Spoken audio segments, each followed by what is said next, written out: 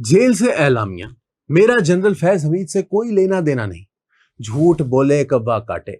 इमरान खान आपने लिया भी और दिया भी। 2011 से एस्टेब्लिशमेंट का स्क्रिप्ट जनाब की तहवील में माशाल्लाह आपकी परफॉर्मेंस अवार्ड विनिंग रही। 12 अगस्त ISPR की प्रेस रिलीज में टॉप पैराग्राफ जनरल फैज की टॉप सिटी करप्शन पर इंक्वायरी, जबकि बॉटम पैरा बाद अज रिटायरमेंट पाकिस्तान आर्मी एक्ट की खिलाफ वर्जी से मुताल्लिक है। बात चल निकली है, अब देखिए कहां तक पहुंचे। बिलाशुबा कबल अज रिटायरमेंट हाजिर सर्विस जनरल फैज के जुराइम की फहरिस्त तवील। टॉप सिटी केस की आड़ में कबल अज रिटायरमेंट हरकत व सकनात पर ज्यादा कड़ी गोशुमाली होनी है। एक पेंडोराज बॉक्स खुल चुका। Mainstream media, social media वसीओ अरीज तबाह आजमाई कर रहा है। होश रुबा कहानियां तश्त अजबाम हो रही हैं। ISPR की इस प्रेस रिलीज का मैं पौने 2 साल से मुंतजर था। अगरचे जनरल फैज दिसंबर 2022 में गिरफ्तार हो भी जाते तो मुमलिकत की तबाही और बर्बादी का अजाला नामुमकिन था। ख्वाहिश आज रियासत के खिलाफ जुराइम का इर्तकाब करने वालों का अंजाम शेख मुजीब और इंदिरा गांधी से बदतर देखना चाहता हूँ। मेरा अल्लाह गवाह, जनरल फैज हमीद की गिरफ्तारी पर बीती खुशी नाकाबिले बयान है। इमरान खान की जहनीत अगर हुकूमत मेरी नहीं तो किसी की भी नहीं, रियासत की बर्बादी में आसूदगी देखी।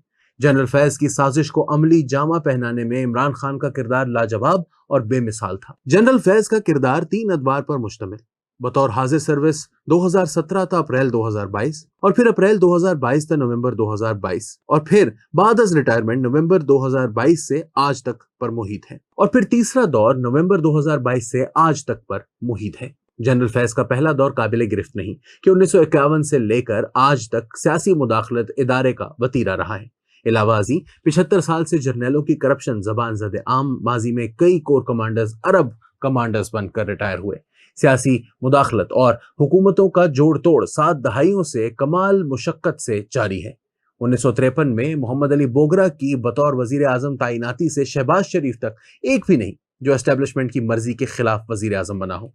जनरल आसिम मुनीर के दौर को इस्तिस्ना है। जनरल बाजवा, जनरल फैज और इमरान खान अल्लाह की स्कीम को नाकाम बनाने के लिए तन मन धन ना लगाते तो कम अज कम जनरल आसिम मुनीर के पास सियासत में मुदाखलत करने या ना करने की चॉइस होती। आज के हालात का कुल्ली जिम्मेदार बाजवा, फैज, इमरान ट्रॉयका है। ISPR की प्रेस रिलीज में जनरल फैज की सियासी मुदाखलत का जिक्र मौजूद नहीं था। टॉप सिटी करप्शन केस भी सहारा है कि कुछ पर्दादारी कुछ अरसा जरूरी है।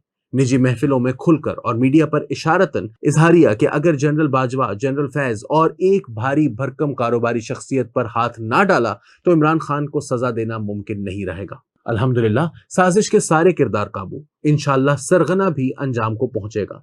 एक अरसे से तकरार जनरल बाजवा और जनरल फैज के अपने इदारे के खिलाफ साजिश एक नाकाबिले मुआफी, नाकाबिले तलाफी जुर्म है। तफन्नुन 10 मार्च 1951 को बेनकाब होने वाले रावलपिंडी साजिश case general Akbar Khan, general Nazir रंगे हाथों पकड़े गए।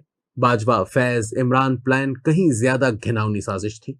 इदारे को आड़े हाथों लेना इमरान खान खुलूस दिल के साथ इस्तेमाल हुआ, साजिश का घिनौना हिस्सा बना। जनरल आसिम मुनीर की बतौर चीफ तैनाती रुकवाने के लिए अपने इदारे पर हमला आवर हो गए। इमरान खान की जब छुट्टी करवाई गई तो वादा इतना कि फौरन इंतखाबात करवाएंगे। बाहमी बदएतमादी साजिशी खेल का हिस्सा जनरल फैज ने अपनी निगरानी में इमरान खान से तहरीक चलवाई कि शहबाज हुकूमत पर दबाव रहे और वो निगरान हुकूमत कायम करने पर मजबूर हो जाए। चश्मे तसव्वुर में 2 साल निगरान हुकूमत, सुप्रीम कोर्ट में अपनी मर्जी के 5 जजेस की तैनाती, फिर नवंबर में अपने आप को और फैज हमीद को 10 साल की तौसी, राले टपकना बनती थी। बदएतमादी ही के परवेज इलाही को इमरान खान की तरफ धकेलना, हमजा शहबाज हुकूमत गिराना, 20 सीटों पर इमरान खान की कामयाबी, अदालतें बा अदब बा मुलाहिजा वल्लाहु खैरुल माकिरीन, सारी तदबीरें ही उल्टी पड़ गई। कुछ भी काम नहीं आया। आखिरी चंद माह तो पागलपन का दौरा। नवंबर 2022 में इदारे के खिलाफ लॉन्ग मार्च कर डाला। बिलाशुबा रावलपिंडी साजिश केस 1951 को मात दे दी गई थी। 23 अक्टूबर को अरशद शरीफ का कत्ल या 3 नवंबर को इमरान खान पर कातिलाना हमला, जब भी तहकीक होगी पता चल जाएगा मुमलिकत में एनार्की और खाना जंगी की कोशिश थी। दोनों वारदातें मुल्क के अंदर मार्शल लॉ लगाने के लिए थी। जनरल बाजवा, फैज और इमरान खान के जुराइम किताब का मौजू मुस्लिम लीग नून के रहनुमा भी गोडे गोडे मुलविस थे। आज बहुत लोग वजाहतें दे रहे हैं, احساس جرم تلے دبے نظر آ رہے ہیں۔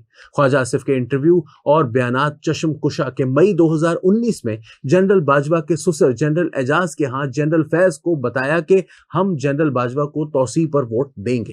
یقیناً خواجہ آصف نے دانستہ سپیلنگ دا بینز شوشہ چھوڑا۔ سوال اتنا کہ مئی 2019 میں جنرل باجوہ کو توسیع ووٹ کا مطلب صاف کہ بدلے میں نواز شریف کو جیل سے رہا ہو کر بیرون ملک چلے جانا تھا۔ معلوم ہے کہ خواجہ آصف جس ریکروٹ کا ذکر کر رہے ہیں وہ ملک احمد خان نہیں کوئی اور ہے، مجھے سب معلوم ہے۔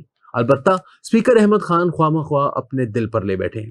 یہ علیحدہ بات ہے کہ سارے کے سارے کردار جنرل باجوہ کے رحم و کرم پر ان کے خدمتی تھے۔ آج بشمول عمران خان برات حاصل کر رہے ہیں۔ خاطر جمع ادارے کے درجنوں گرفتار ہو چکے ہیں۔ چند دنوں بعد سازش کا حصہ سویلین بھی تیار رہے۔ اللہ کی طرف سے تعینات شدہ سپہ سالار نے کسی کو نہیں بخشا۔ اس سازش میں بے شمار کردار، کیا کوئی اپنی ماں جیسی ریاست کے ساتھ ایسا کھلواڑ بھی کرتا ہے؟ ان کرتوتوں کی بنا پر آج مملکت حالت نزاع میں ہے۔ جنرل باجوہ، جنرل فیض، عمران خان سے کسی قسم کی رعایت نہیں برتی جانی چاہیے۔ سازشیوں، تمہارا کھیل ختم،